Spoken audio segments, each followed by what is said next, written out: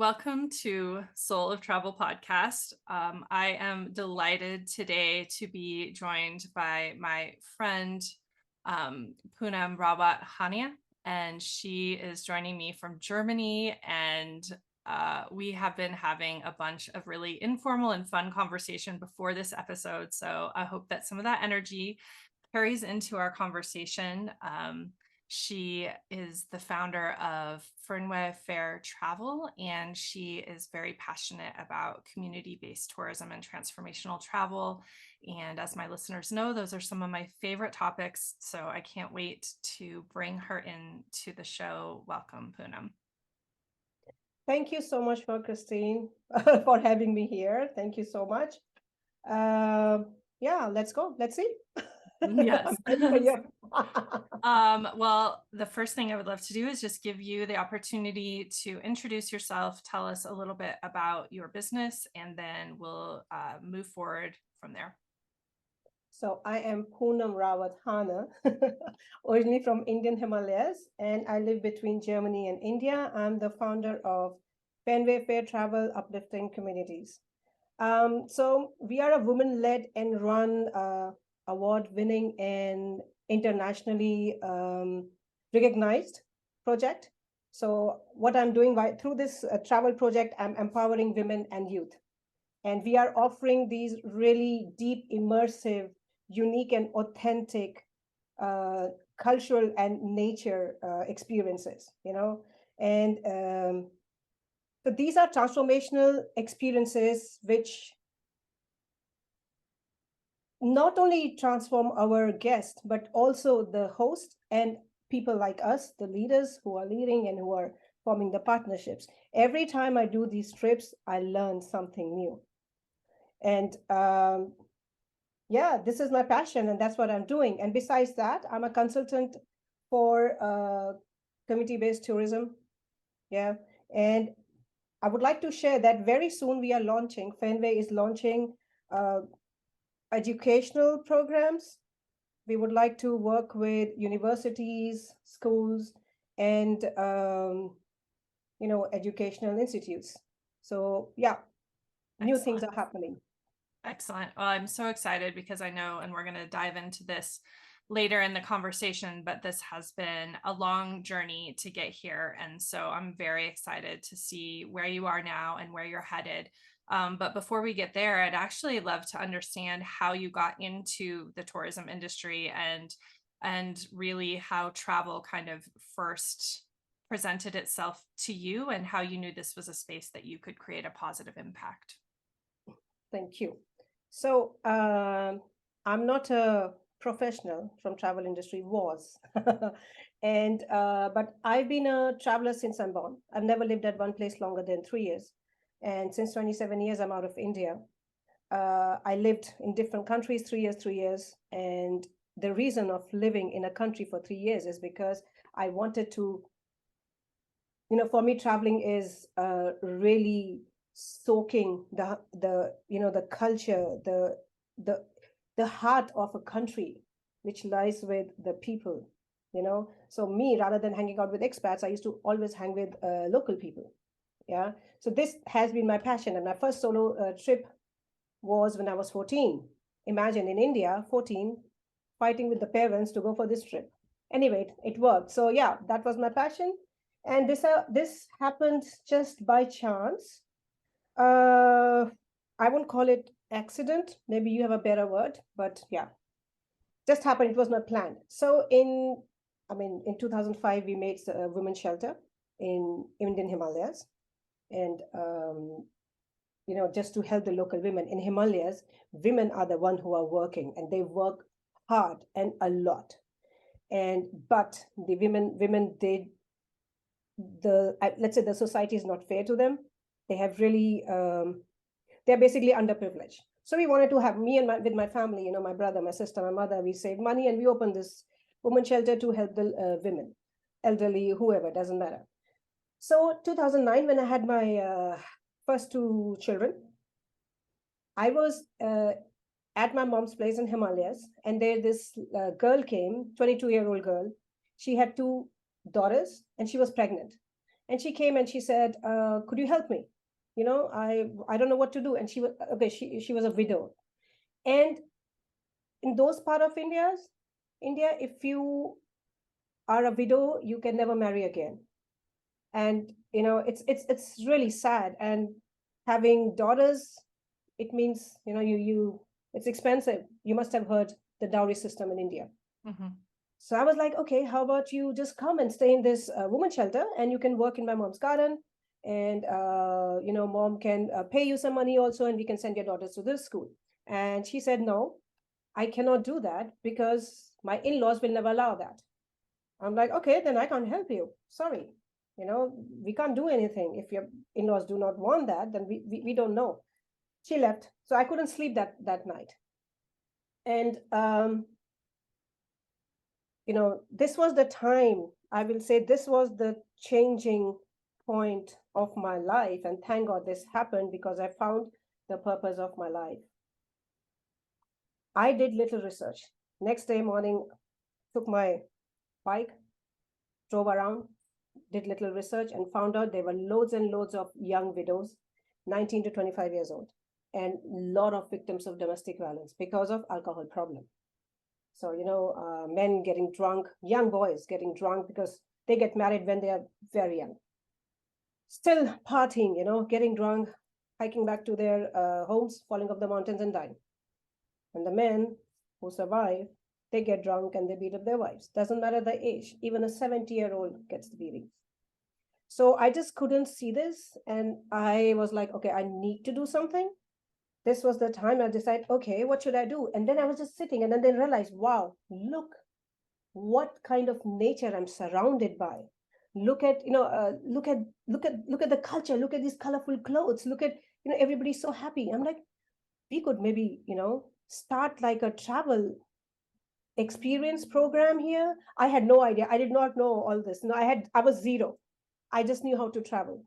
And I was like, okay, how about I'm going to create something what I love doing, getting to the roots of the country and interact with the grassroots level people rather than go, so that's what I did. It took me 5 years to convince the communities, because they were not ready to do it. For them, these girls, they are almost like slaves. They work in the fields, house, and looking after the animals. They go to the forest for hours and hours, collect like heavy load of wood, grass for their animals. So yeah, tough life. But I did not give up. I kept on doing this. Took 5 years, but finally, communities agreed, and they agreed. I kept on going because these girls wanted to do that. If they wouldn't have been interested, I would have never done it. So basically, I saw a problem, I looked for a solution, and I did the whole planning. And it took some time. And I must say, to start a community-based tourism, it's not easy. It's like, it's tough. So that's where it started. That's the journey it took. And it took some time to learn how to deal with the communities, how to actually step out in a travel world, and introduce yourself that, hello, I also exist, when you don't know anything. And I'm from international logistics. I have no idea about marketing or sales or anything. So it was a tough journey. But today, in fact, today I'm at a place where I'm super happy. And that's like almost now 10 years. Yeah, now I can say it was worth it. Mhm. Difficult, but worth it. Yeah. Thank you so much for sharing that. And I think really one of the important things that I take away from that is understanding the foundation of community-based tourism. And like you said, that you had kind of the catalyst was this woman coming to you, and you saw that there was some need, but before you could even begin to answer that need, you had to fully understand the problem and understand what a solution could look like, and realizing that the shelter, while it was creating some assistance, wasn't really solving the overarching problem, and the cultural things that were in place that really were keeping these women from having these opportunities, even if they did exist. And so unraveling all of that, I think that's so important, because so many of us in the tourism industry um, have started to look at community-based or community-led tourism and say, okay, instead of coming into a community and saying, here's the answers to your problems, we're going to put this in place, which is kind of what early community-based tourism looked like. We're really understanding that that is not creating anything that's sustainable and is not actually serving communities. While it might create an opportunity in the moment, it's not something that is fully sustainable. And so I love that you kind of were able to dive into that and see what could really create opportunity. And then also, I think the other thing that's really important there is that I think a lot of us, when we are travelers and we see these issues and we want to do something, we want to do something like right now. And we want to create an impact right now. And I think recognizing that there's not often a right now solution, that it is something that you are going to have to really put your heart and soul into for a long amount of time before you might see the benefit that you were looking for. It is a test. It's endurance. It's not an easy journey. And for me, it was very clear from starting. I was like, the shelter is a different story, but I realized that I do not want to give them the fish. I want to teach them how to fish. Till date, I work with the women who want to work. I do not plead, I do not force people to do that. But there are so many women who want to do this, you know? Mhm. So, I mean, it's beautiful. The, Yeah. the impact I see every day and I hear and the hugs I get, you can't measure that. Yeah. And I think too, one of the outstanding things that for me it really, I first read about your work in the New York Times in an article in 2022, and we were sharing that. And before I met you, and then I was so excited. I'm like, oh my gosh, I get to meet Poonam. She's this woman who's doing this amazing project. Because for me, looking at ways that tourism can support gender equity and eliminate systems of oppression for women, this is something I'm really passionate about. So when I saw the work that you were doing, I was so inspired. But the story of these women who are widows who then basically become a burden to the system, but then, like you said, they're also being used basically for all of the work that these communities don't want to do. So it doesn't serve them to give them a job. Like, you really had to get in there and unravel some really strong systemic issues. And so I think it just really, for me, was so eye opening of what we need to look at when we're starting to put things like this in place. Yeah, yeah. I mean, there's a lot of work there, you know. And the thing is, in any community-based tourism, I believe you don't really have to train them. So that was my framework. That's how I worked. I didn't have to train anyone. I wanted them to offer authentic experiences, sharing their life. What is a Himalayan life? How look at our architecture. They know why we build the houses like this. Why are we growing this? Why are we cooking like this? There are ways. So it was just they had to share that with our guest. Then it's authentic, and then people are interacting with each other, the guest and the host. And for me, it was very important that it's sustainable. That's why I have taken a decision that every year there will be only certain amount of trips, not more than that, because I do not want to start, like mass tourism there, and it needs to stay unique and authentic. And yeah, so that's what I've been trying. Yeah. Well, and I had a question regarding that for you as well, is that I know you are looking for these really strategic partnerships and that you want to grow to support these communities, but you're also conscious of preserving the culture and protecting the environment. And it's sometimes in business so counterintuitive to have a business strategy for growth that has an endpoint. So usually we just think, you grow until you can't grow anymore. That's success in business. But I think when we're looking at sustainable tourism, we do have to understand that point that we're trying to grow to. And I'm wondering how, when you really began to understand that, how did you determine what that limit is that creates opportunity but still offers a balance? See,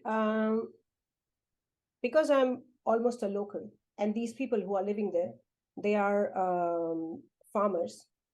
It's not that they are poor, right? They have their homes, they are happy, they are laughing all the time. But I wanted to create this little side thing because they still have to do their field work, their animals, their homes, they have all this thing. So I wanted to create something which they could do on the side. Hence, just let's say 15 trips per year, right? Once we have achieved that point, I will stop there, but we're going to replicate the whole thing somewhere else, so increase the impact. You still there? Yeah. Yeah. Yeah, okay. You got frozen. No, I think it's such a powerful awareness, I think, because as you start launching a business, and especially if you're taking, courses in entrepreneurship and business management and tourism development, that they all are going to kind of tell you something that isn't aligned with that plan or with that growth strategy. And so I think really stepping up and honoring those values for sustainable growth is so important. And I really appreciate that is something that you have put into place. And then the other thing that we've talked about is really how you can create as much impact as possible, especially for the women that you have mentioned. And you had shared that, for example, if I were to lead a trip for Lotus Sojourns for 10 days, I have the possibility to actually impact over 600 women. And this was something that, especially given my values, is super important. But I would love to understand some of the ways that you work to ensure that you're having that vast of an impact with your experiences. So first of all, it's not the possibility, it happens. 10 days trip or 10 to 14 days trip, 8 to 16 people, you do impact 657 people, out of which 607 are women. Yes, we had, so I must say before Corona, the impact was not this huge. Corona gave time to everyone, right? And then I had worked on the structure, and it's very simple how we did it. So, for example, every little village, they have a small self-help women groups. So what these ladies do, they do like, let's say, $10, huge, $2 one lady will put, the next month, other lady will put $2. It's like a little bank. And when there is a problem, somebody's sick or somebody's family member, they need money, they take a loan from that. So they have this little bank. Every village, they have this. So what we and my whole team, we were like brainstorming what we should do. So this is what we came up with. So yes, we have village experience, like village immersive day, and then we have handicraft days. And, we have 3-4 experiences where we go into the villages. Besides that, we are like trekking to like some really like, some amazing ancient temples, or really some hidden holy places. Probably holy is not the right word, but yeah. So what we do, that to go there, I divert a bit and go through a village. Okay. But so what we did, that we contacted these ladies. We said, okay, so we would like to, we would go through your village. What I would like to do is, I request you to keep your villages super clean. That's your work. You make sure that all the Coke or Pepsi or, all these things are cleaned up, and you keep your village always clean. And every time a group of mine is coming, I'm going to pay you, I don't know, $70 or $80, which is huge for them. Imagine now, multiply that with 15 or 16. That's a huge amount for these women. Yeah. So in their bank, they have this amount of money, and they feel very safe. And this was a very easy way to include these ladies. Yeah. Besides that, our farm stay is looked after women. Our guides, our like trekking team, everybody, they are women. Like I said, there are 157 people. So there are some men also, like drivers, and like there are some youth also involved. So, and then there are like village hostesses. where our group goes and they have a meal with them. And, there's a village a guide who's walking, whereas we have our guide also. But I wanted to include as many women possible. So this doesn't mean if your group is coming, it's not that you will be surrounded by 600 women. No, you won't see them. But, I wanted to create something where you can measure the impact.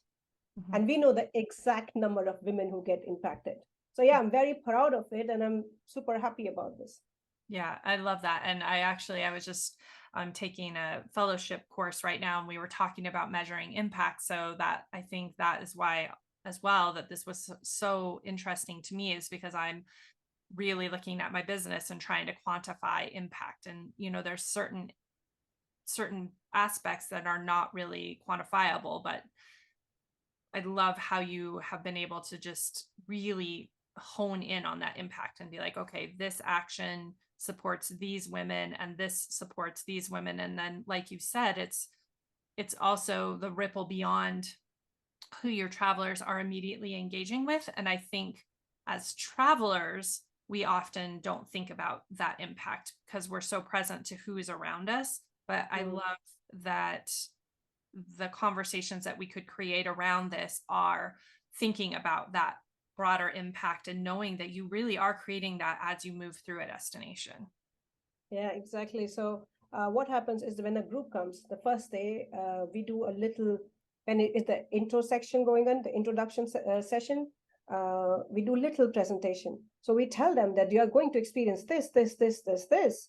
Besides that, actually, whatever you're doing, you are not donating anyone anything, but your money is going to these people.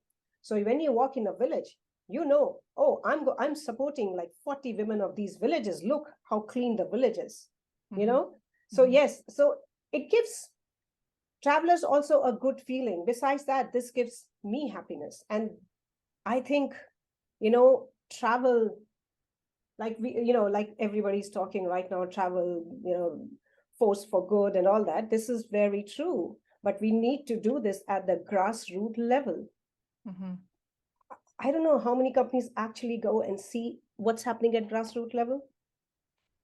Yeah, I feel like, I mean, I don't want to put any assumptions on anybody, but I do think that smaller companies and you know businesses that aren't creating a large number of trips every year have the ability to put their finger on things like that in a different way. And I think there's so many more people now that really have, and especially like you said, through the time of the pandemic, when we really started seeing the loss that we were faced with, we kind of then understood the depth of our reach and the reach that we had. And I think that's where people were able to really witness how much they were impacting. Like, I think even as businesses, sometimes you aren't present to the greater impact that you're having in the lives of guides and drivers and the communities that you go to, who are all of a sudden were at a loss. So I think much like you said, like, there was this time to be able to say, okay, I see how much this is impacting. Now let's flip that. How much can we amplify that impact as we move back and be more intentional about that? The other thing that I really wanted to talk to you about, and you kind of mentioned a little bit of the transformational power of travel and that aspect, but I wanted to dive into that a little bit more because I know um, that's something that you and I both really love about travel, is how rich and rewarding it can be personally, in addition to how it supports communities. And when you kind of bring together the things we love, like adventure, connecting to people and nature and spirituality and culture, it becomes really rich. Can you share a little bit about how you bring these elements into the trips that you design, and what inspires you to create that space for your travelers? See, because we all come from different culture, different upbringings. What I request our travelers always is that when they are coming for these trips, just have an open mind, open heart. If you have this attitude, trust me, 100% you will get transformed because you're entering a space where people are mostly happy with little. Yeah, then you realize what all you have. And in Himalayas, we still do a lot of foraging, to see how to respect our nature, because nature gives us so much without taking anything from us. Yeah.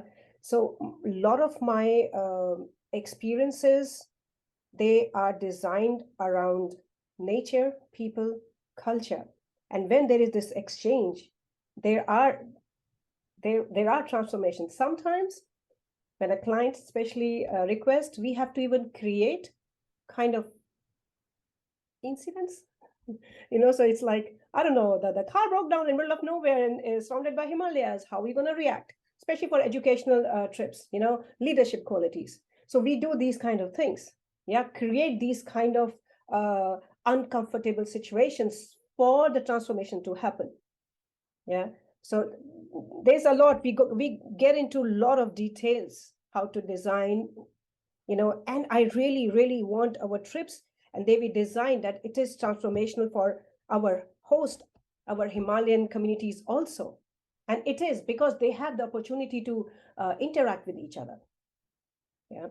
Yeah, I can't remember who I was just speaking to, but they were saying that that was kind of a unanticipated um effect of the trips that they were creating, is especially bringing travelers to places that a lot of people aren't going, is how eager the people are to receive the travelers and how much they learn and how excited they are to share about their lives and their culture. And when they don't always have that opportunity, it does become something really transformational for them. And another person, another past guest too, was just saying also how powerful it is to kind of then witness your own story through someone else's eyes as you share it with them, and how empowering that also can be.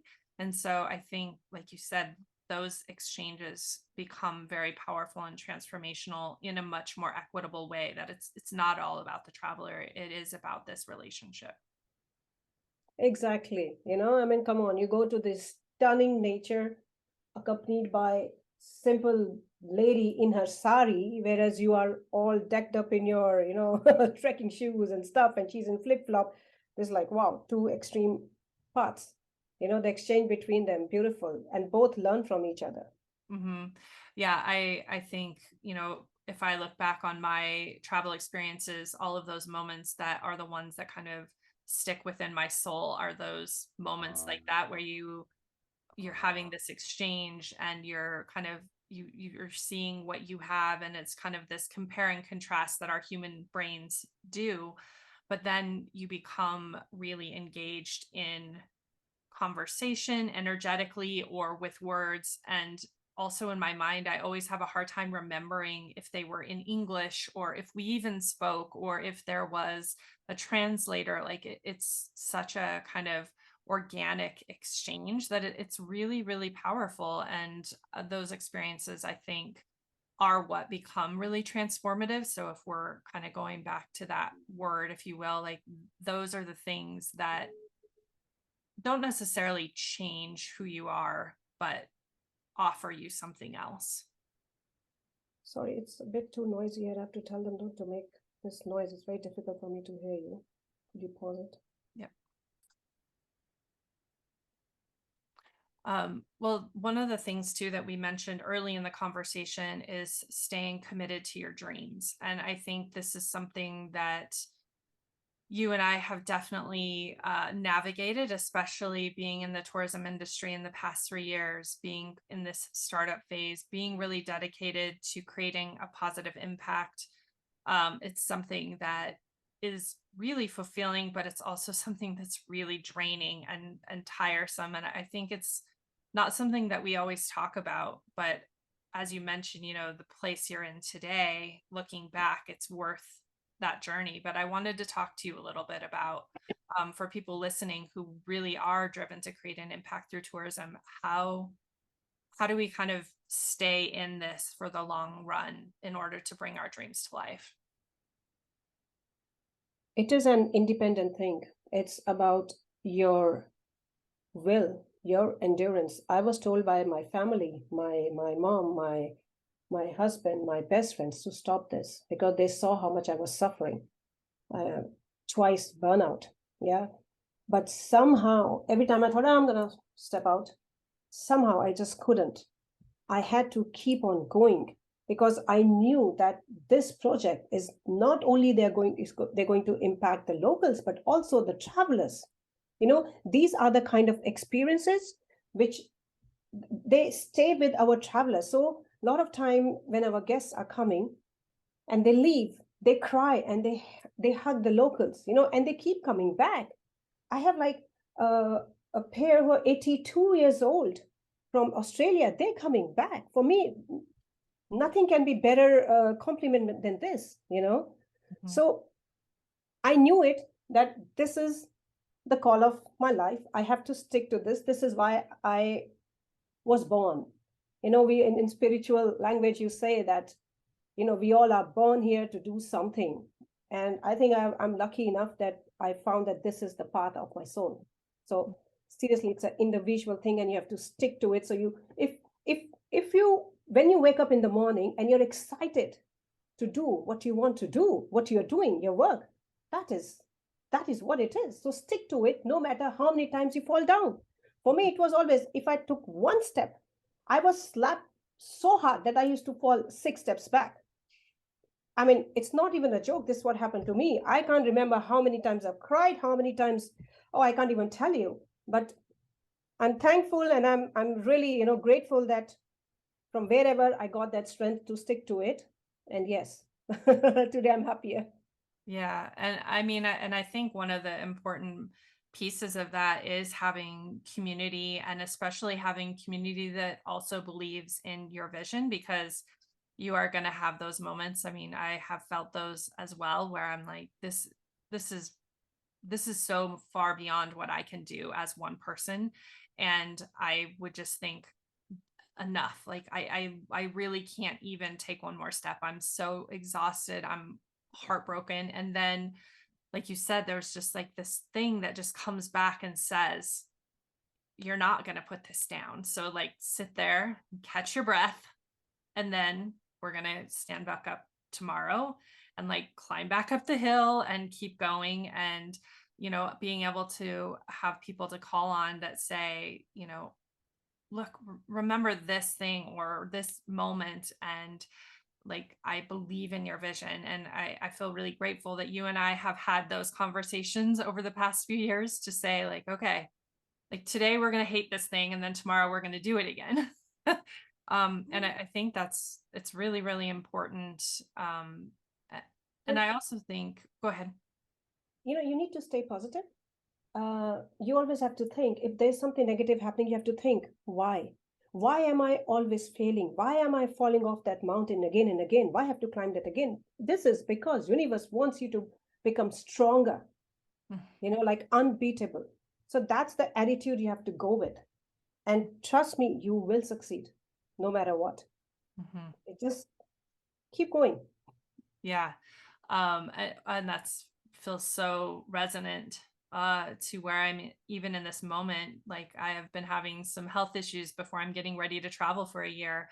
And every time something happens, I just keep thinking like, before I was excited about this trip, but then I like had to fight for it because of this reason. And I've had to fight for it now because of this reason. And now I have to like really literally mentally be prepared for it. And I think, okay, there's something about whatever is happening that is allowing me to be who I need to be for this part of this journey. And so I do think that can be really hard as an entrepreneur, as someone trying to bring a vision to life, to feel like that resistance is a sign that you shouldn't be doing it, instead of being like, okay, this is actually making me the person who is most capable of succeeding. And so I love that you mentioned that, because I do think I have seen that time and time again in the women that I've interviewed, is that they just know, like you said, this is in their soul, which is literally where for me the soul of travel came from, is knowing these people that no matter the circumstance, that thing on the other side is so important. And like you said, what the travelers get out of it, what the communities get out of it, that moment of you witnessing them having that experience is like, it's so powerful. And that's what keeps us moving Exactly. forward. Exactly. Just keep going. At least you will not regret when you're on your deathbed that shit, I gave up. What if? There shouldn't be that what if. You know, try till you can. Just keep on fighting. And we have enough strength as individuals. Mhm. So yes, sticking to it, endurance is the answer. Yeah, thank you. And yeah, I'm so grateful for the places that have helped me to keep going and persevering and choosing to kind of face or to choose the dreams over and over again.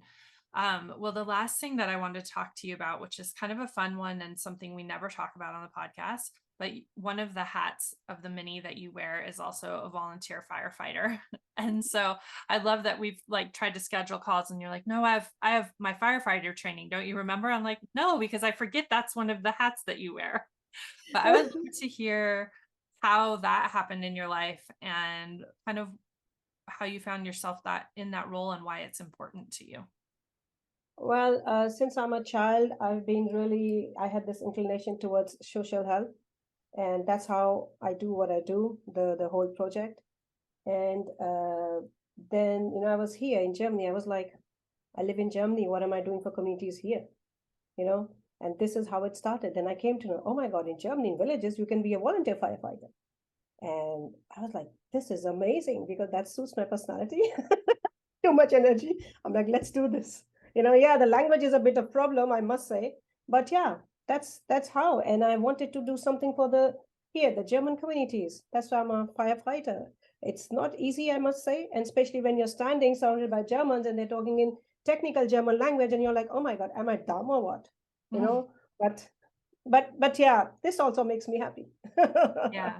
I love that. And I think that's also one of the things that's been so interesting about the conversations I've had is seeing kind of like this essence, like you said, of this social service show up in all these different ways in people's lives. And then from the outside, it looks like, gosh, this person is doing this thing and this thing and this thing and this thing. And how on earth do those go together? Or how is one person like so interested in seemingly a diverse set of things, but they're really coming out of this one aspect of their personality or this thing that really drives them, and it's being expressed in different ways. So I just wanted to tap into that a little bit because I think it's so fun and interesting. Well, before we end our call, I just wanted to give you the opportunity to share how people can get in touch with you. I know you had mentioned if there are any educational organizations or institutions that would be interested in this kind of experience. And, we mentioned, that you're really looking for strategic partnerships with brands that offer travel experiences that would be aligned with what you're doing, that you're really selective. But if people are listening to this and thinking, oh my goodness, this is exactly the kind of experience that my travelers are looking for, how best can they reach you? And then we have a few rapid fire questions to enter in our conversation. Yeah, via email or we have a telephone number there, WhatsApp. We have an official WhatsApp number also. But yes, we are looking for B2B relations. I do not do B2C. So B2B with the companies, like yours, where our values align, because we have to be careful who we bring into these communities.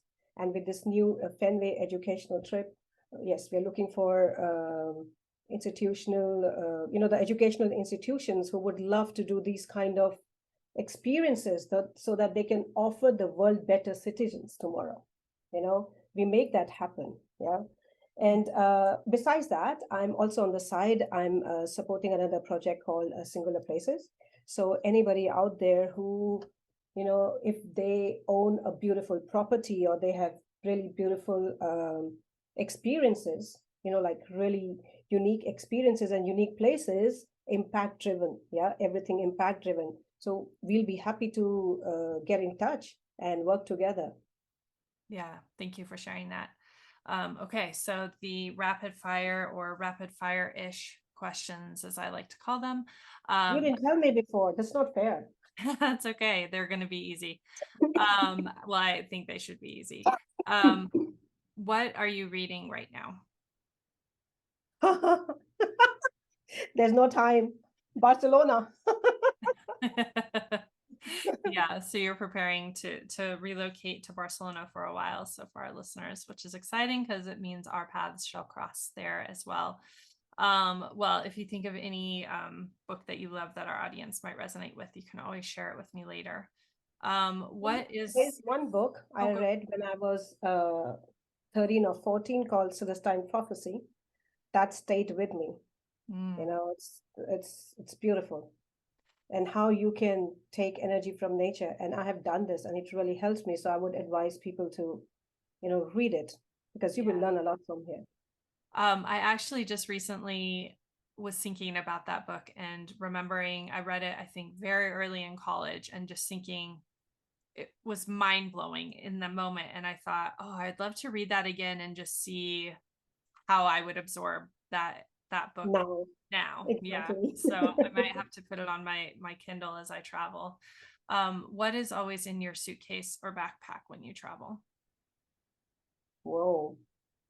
I have my reflection diary with me, where I'm always writing what I'm grateful for and what is like something really different I discovered here and how happy I am in generally to stay happy. Mm-hmm. To sojourn is to travel somewhere as if you live there for a short while, which is, I know, is your favorite way to travel. Where is someplace that you would still love to sojourn? Everywhere. That's my answer. Because you see, Fernweh, the meaning of Fernweh is something. I mean, my husband told me that that's what you should call your company because that's the feeling I have all the time. So this actually, in my case, it means this pain, this ache for the places you've never been, and this ache for the people you've never met. So that's how I feel all the time, and Mm-hmm. I would love to go everywhere. Yeah. Oh my goodness. I really resonate with that. And I feel like that's what my kind of call to travel was that ache for connection and understanding and just like unwrapping the story of every place and being immersed in it. And I also was like, why would I travel somewhere for 2 days? I don't even understand what I could do somewhere in that amount of time. I mean, there are obviously circumstances where that happens, but for me, it's like that really being present and having Yeah, the opportunity to understand and take things in and become a part of something for a short amount of time. exactly. Yeah. I mean, I even imagine when I go to these places, I even imagine what if I was one of them, how my life would live. And that feels like a different lifetime, It's like sometimes you have the feeling that you've lived this and you're living this again. Oh, you know these people. Oh, there's too much depth in that. Yeah, I love that. I know, and I found myself feeling really at home in the places where I should feel maybe the most uncomfortable, but there's just something about how it speaks to me that I'm just like, oh goodness, this place is Exactly. really just home to me. And I think that speaks to like the shared human condition. And I think that's also something in travel that we have those moments. And I think that's why it's so important. Um, what do you eat that immediately connects you to a place you've been? What do I eat? I'm a Yeah, foodie. it's everything. Yeah, and I'm a cook also. So so this is something I even have like a cooking book. So as I'm a foodie and I love cooking, when I go to a country, I always go to the restaurants where locals are sitting. I eat, I try different things, and whatever I love, I go next day again, and I speak to the staff, to the cook, if I could just stand next to them because we can't really speak, and write down the recipes. So I have a huge notebook where I have recipes from all over the world, from my travels, written the name whom I learned from, which day, and where I was. So it's beautiful memory. So yes, Uh, everything. Also impossible to choose. Well, who was a person that inspired or encouraged you to set out and explore the world? My father. My father. He always because he was, he lived all his life in Himalayas till he was 21, and he told me about these amazing forest and the stories of forest fairies and goddesses, and the valleys where you could go, like Valley of Flowers. You just enter and there's no one, and you can even like faint because of there's so much fragrance. So he used to talk about this, and I used to imagine. And yeah, hello, at 14, I said, I want to go and travel alone. You can't say anything. You are the one, who's been telling me all this. So yes, my father, definitely. Yeah. If you could take an adventure with one person, adventure, fictional or real, alive or past, who would it be? Wow. Hmm. Well, I'm happy to take my husband and my boys. Yeah, that's good. Seriously. It's as simple as that, and that's what I get to do. Yeah. So Soul of Travel is for celebrating women in the travel industry. Who is one woman that you admire and would love to recognize in this space? Uh, we know her, Iris. I really admire what she's trying to do, what she's doing, actually, not trying to do, Mhm. and supporting women like us. And I really admire you, that because I know I've heard you so many times now, how many struggles you're going through, but you're sticking to your dreams. This is amazing, and that's what we need to share with the world. Like, stick to it. Yeah. Thank you. And thank you for mentioning Iris Serbanescu. She's the founder of Women's Work, which is a accelerator program that we both completed, and she's been on the podcast. So yeah, I'm grateful that you brought her into this space with us.